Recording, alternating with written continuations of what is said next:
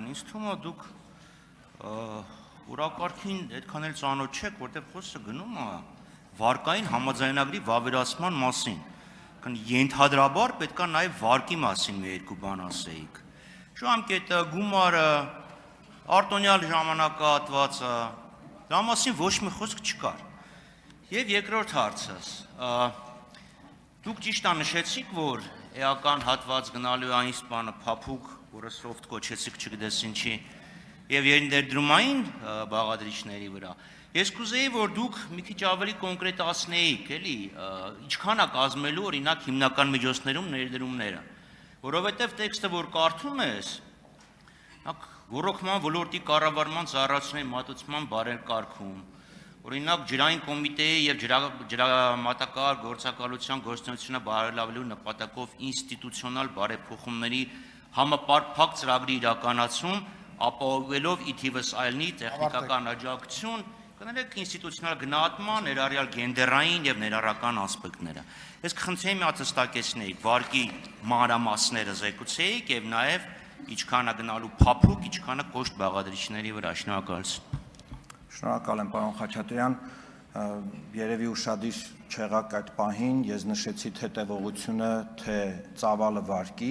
կրկնեմ, ծավալը 70 միլիոն 400 հազար եվրո,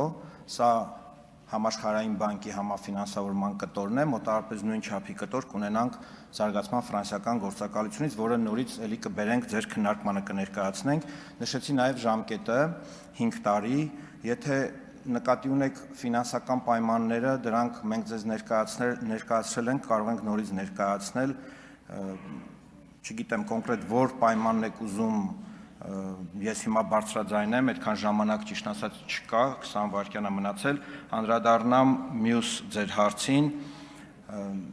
մենք բյուջեն բնականաբար